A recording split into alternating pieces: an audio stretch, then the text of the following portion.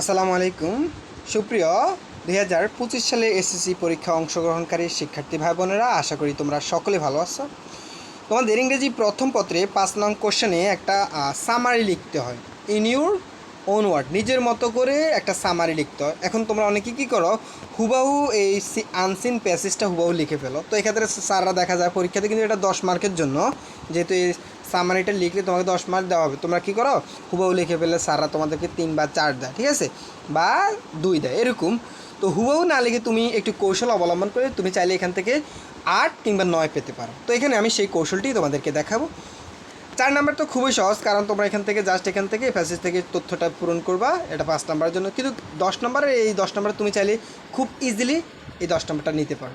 তো এক্ষেত্রে নিয়মটা থাকবে এরকম, তোমাকে এই প্যাসেজটার মূলত কী সম্পর্কে এবং কোন ব্যক্তি সম্পর্কে এই বিষয়টা জানতে হবে। প্রথমে কী সম্পর্কে এবং কোন ব্যক্তি সম্পর্কে। ধরো এই প্যাসেজটা যদি আমি এই প্যাসেজটার এখানে যদি আসি, দেখো প্রিয় শিক্ষার্থীরা, এখানে তোমরা একটু এইচডি কোয়ালিটি দিয়ে ভিডিও দিয়ে দেখবে, তাহলে লেখাগুলো স্পষ্টটা পাবে তোমরা, তাহলে লেখাগুলো স্পষ্ট বুঝতে পারবা, ঠিক আছে। তো এখানে দেখো এই প্যাসেজটা হচ্ছে উইলিয়ামস ওয়ার্ডসওয়ার্থ এই ব্যক্তিটার সম্পর্কে। এখানে হতে পারে একজন ক্রিকেটারের নাম সাকিব আল হাসান, অথবা একজন সায়েন্টিস্টের নাম, একজন বৈজ্ঞানিকের নাম হতে পারে, একজন মহিলা কবির নাম হতে পারে শেরে বাংলা একে ফজলুল হক, বা একজন বিদ্রোহী কবি হতে পারে রবীন্দ্রনাথ ঠাকুর। বিভিন্ন নামে আসতে পারে। তোমাকে ব্যক্তিটার নাম জানা প্রয়োজন, এবং সে কী ছিল, সে কি একজন গায়ক ছিল, সে কি একজন রাইটার ছিল, সে কি একজন খেলোয়াড় ছিল, সে কি একজন কবি ছিল।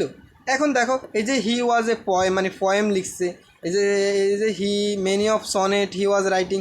তাহলে তুমি চাইলে এই পয়েম এবং রাইটার দেখে, রাইটিং দেখে তুমি বুঝতে পারো যে সে একজন রাইটার লেখক ছিল, অথবা সে একজন কবি ছিল। তাহলে প্রথম বাক্যটা আমাকে সেটাই লিখতে হবে, সে কী ছিল, মনে রাখবে সে কী ছিল এটা লিখতে হবে। তাহলে the passage is about a famous poet, তুমি পরীক্ষাতে চেঞ্জ করবে শুধু এতটুকুই। এই পয়েন্টের জায়গায় তোমার আর হতে পারে the passage is about a scientist, the passage is about a player. যদি সাকিব আল হাসান নিয়ে থাকতো তাহলে the passage is about a player. যদি এখানে বৈজ্ঞানিক সম্পর্কে থাকতো, নিউটন সম্পর্কে থাকতো, তাহলে the passage is about a scientist, ঠিক আছে। তোমরা বুঝছো, তাহলে তুমি এই প্যাসেজের এই অংশটুকু পুরোপুরি মুখস্থ করবে, এই রঙিন করা অংশগুলো মুখস্থ করবে, আর বাকিগুলো আমরা প্যাসেজ থেকে লিখতেছি। কীভাবে দেখো, তো এটা পয়েন্ট লিখলাম, তারপর আবার বাক্য কী আসবে, তার নামটা আসবে, কারণ সে বিখ্যাত খেলোয়াড় ছিল বা শিক্ষাত সে কবি ছিল, তার পরবর্তীতে তার নাম আসবে কী হবে, his name is Williams Wordsworth, তার নাম ছিল উইলিয়ামস ওয়ার্ডসওয়ার্থ। অথবা his name is Shakib Al Hasan, তার নাম হচ্ছে Shakib Al Hasan. His name is Newton, তার নাম হলো নিউটন।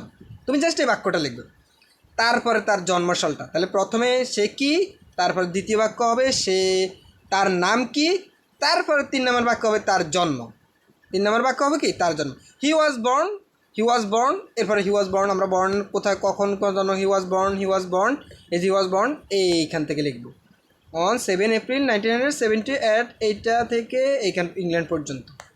তাহলে এই 7 এপ্রিল থেকে এখান পর্যন্ত লিখে ফেলবো তার জন্ম বিষয়টা, ঠিক আছে। এরপরে ইন হিজ লাইফ, তুমি ইন হিজ দি লাইফ দিয়ে বাক্যটা আবার শুরু করবা। ইন হিজ লাইফ নিউটন কী করতো, বা in his life Shakib Al Hasan কী কী করতো, ইন হিজ লাইফ প্যাসেজ অবশ্যই দেওয়া থাকবে সেই বাক্যগুলো। ইন হিজ লাইফ, তার জীবনে, হি সেকে আমরা এই উইলিয়ামস ওয়ার্থেরটা লিখি, ঠিক আছে।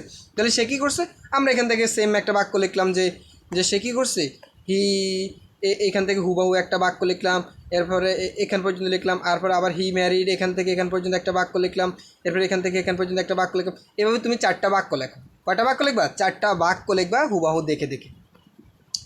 এবং সর্বশেষ হি ডাইড, যদি সে মারা যায় হি ডাইড। আর যদি এরপরে এখানে নোবেল পুরস্কারের বিষয় অনেক ক্ষেত্রে থাকে, he get A Nobel prize in 1990, okay, Nobel পুরস্কারটা ইম্পর্টেন্ট বাক্য এভাবে। আচ্ছা, হি ডাইড কত সালে মারা যায়, অন এপ্রিল 1850। এখান থেকে তুমি এখান থেকে জাস্ট প্যাসেজ থেকে লিখবা। এরপরে কি করবা, শেষে দিয়ে বাক্য সকল সামারির মধ্যে লিখবা from the passage we new about many things of his career, তার ক্যারিয়ার, তার জীবনে আমরা অনেক কিছু জানতে পারলাম। তাহলে আমরা এই সামারিগুলো লেখার ক্ষেত্রে কোন বিষয়টা অবলম্বন করব, আমি আবারও বলছি। প্রথমতে তোমরা নোট করো, প্রথমে আমরা কি লিখব, প্রথম বাক্যে আমরা লিখব সে কি, সে একজন লেখক, সে একজন খেলোয়াড়, সে একজন বৈজ্ঞানিক, এই বিষয়টা, একজন ফেমাস লেখক ওটা। 2 নম্বর বাক্যে আমরা কি লিখব, 2 নম্বর বাক্য লিখব তার নাম, হিজ নেম, তার নামটা লিখব। 3 নম্বর বাক্যে আমরা কি লিখব, তার জন্মটা লিখব। 3 নম্বর বাক্যে আমরা কী লিখব? তার জন্মটা লিখব। 4 নাম্বার 5 নাম্বার, এই 4 নাম্বার 5 নাম্বার 6 নাম্বার এই বাক্য তিনটা, এই 3 বাক্য আমরা ফ্যাসিস থেকে হুবাহু লিখে ফেলব, ঠিক আছে। এরপরে 6 নাম্বার চাইলে তুমি 7 নম্বর বাক্য আরেকটা বাক্য লিখতে 7 নম্বর বাক্য, এই বাক্য 4টা বাক্য লিখবে ফ্যাসিস থেকে। এরপরে ধরো 8 নম্বর বাক্য তুমি লিখবে তার মৃত্যু, হি ডাইড এত সাল ইন অমুক জায়গায়, ঠিক আছে এটা। এরপরে 9 নম্বর বাক্য, 9-10 বাক্যের বেশি যেন কোনোভাবে না হয়, চেষ্টা করবেন 9 বাক্য কিংবা 8 বাক্য। এরপর 9 নম্বর বাক্য লিখবো ফ্রম দি ফ্যাসিস we new about many things of his career, তার ক্যারিয়ারে আমরা অনেক কিছু জানতে পারলাম। এইভাবে তুমি কি করবা, যেই কোনো সামারি, এটাকে কমন পড়া লাগবে না, কমন পড়া লাগবে না, তুমি এই কৌশলগুলো অবলম্বন করলে তোমার যে কোনো সামারি তুমি খুব সহজে লিখতে পারবে। প্রিয় শিক্ষার্থীরা, ভিডিওটি কেমন লাগলো অবশ্যই কমেন্ট করে জানাবা, আর অবশ্যই একটা লাইক করে দিবা। আর যারা চ্যানেলটি সাবস্ক্রাইব করেনি প্লিজ সাবস্ক্রাইব করে দিও। ধন্যবাদ সবাইকে।